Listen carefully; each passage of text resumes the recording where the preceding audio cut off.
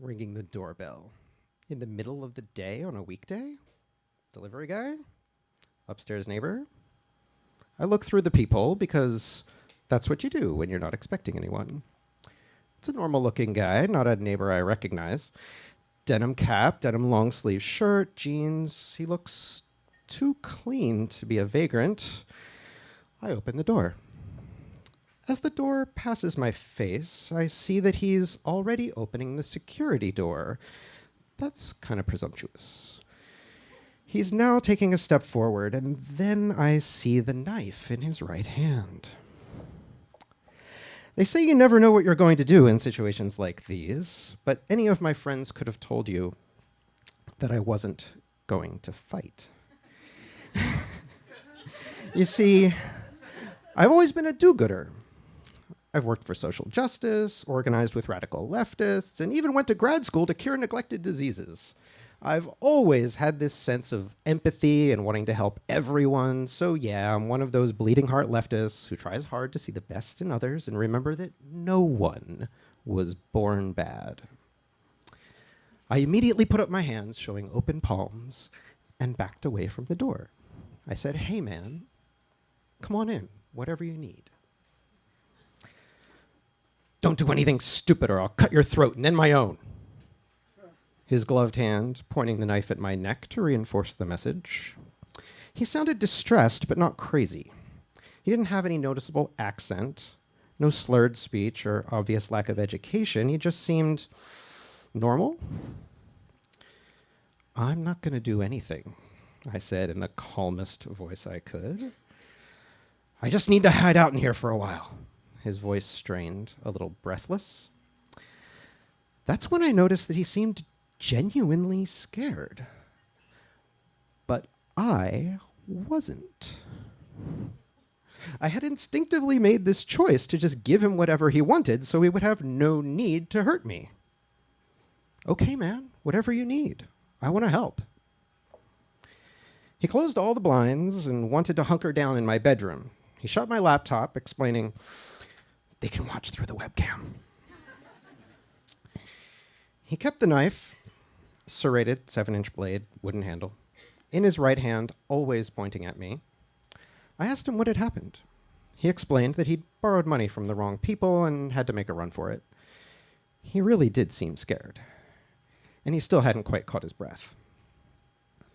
A kind of clarity came over me. This man's financial situation was so desperate that he risked his life for a loan. I thought back to my experience working with socialist groups and how I identify with the plight of the working class, how I had at one point dedicated my life to ending a class-based society. Whatever happened to this guy was probably capitalism's fault.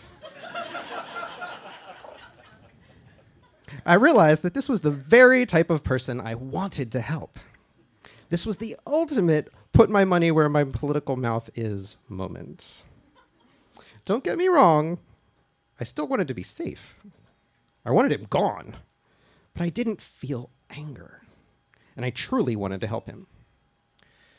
Then I had my first non-instinctual survival idea. Get personal. I feel like that's one of those things they tell people to do when they're being threatened. Make yourself seem like a real person with other people who care about you. I talked about my brothers.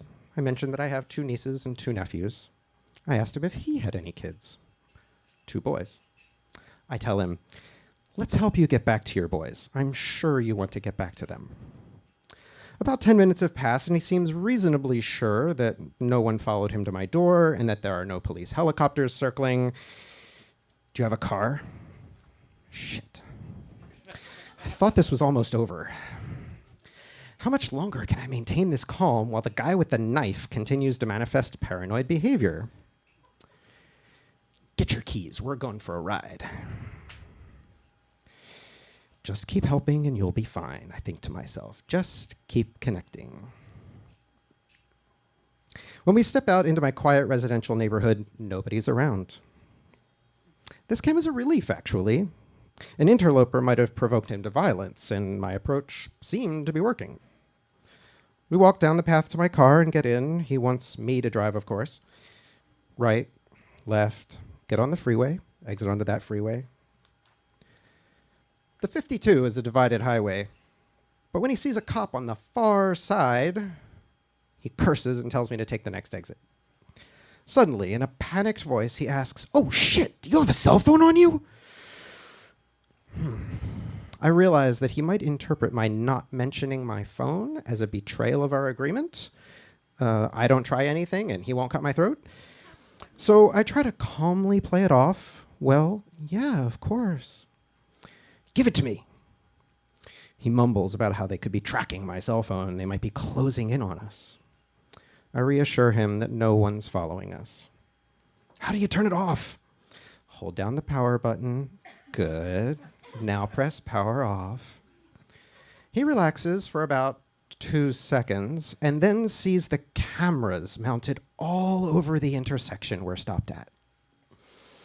He immediately freaks out again. "Oh God, the traffic cameras! They could be tracking us, watching me right now!" More paranoid delusions. This is not good. As calmly as I can muster, I say, "No one's tracking us." What I think, but don't say, is, "No one knows you've abducted me. No one knows where I am." Then my phone makes a sound. That's when he really flips the fuck out. "I thought it was off! You said it was off!" That was the first time I considered that he might actually use that knife on me. I thought about the knife piercing my gut. My stomach churned.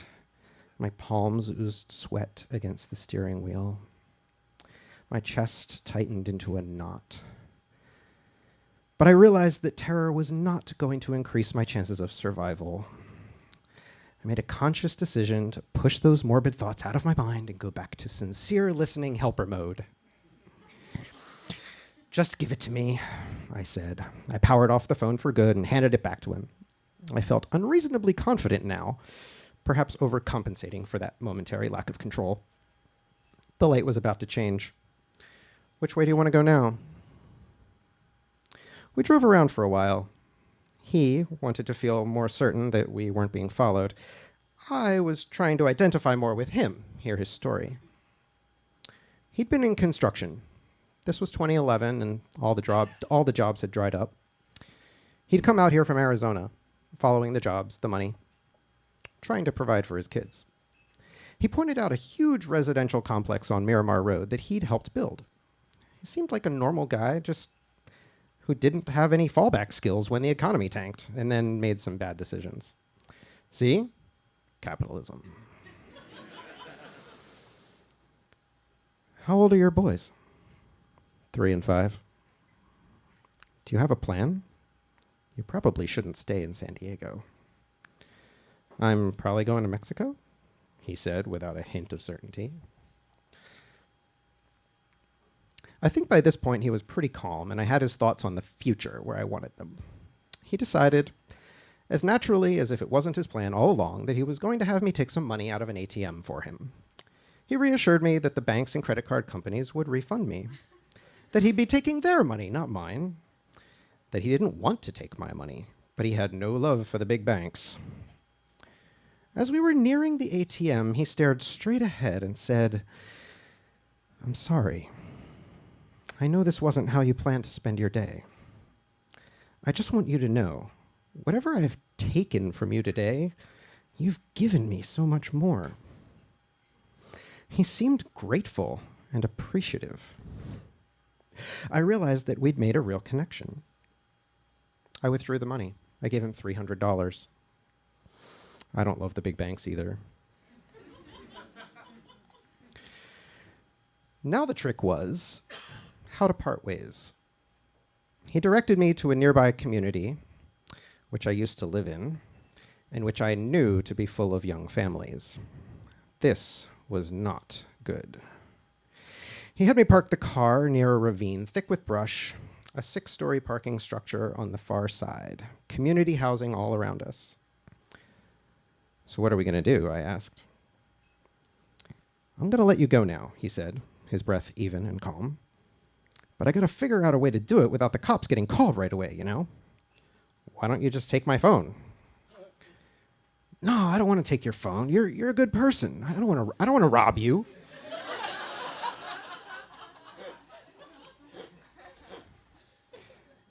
How about this, he said. He pointed to the top of the parking structure. Drive to the top, wave to me. I'll head off and leave your phone on the ground somewhere. By the time you come back down, I'll be long gone. And that's what we did. He checked his hair in the vanity mirror, adjusted his hat, put the knife into his pocket, got out of the car, and shut the door. I was no longer under immediate threat, but I followed through with our plan. Of course, he was already long gone by the time I got to the top of the parking structure. But he did leave my phone for me. I locked myself in my car and called the police. The cops never asked if he'd told me his name. He actually had. But I wouldn't have told them anyway. I hoped he ditched the knife. I hoped he made it back to his kids, maybe even to Mexico. I hoped I'd done the right thing. VAMP first timer, Jason Bechtel.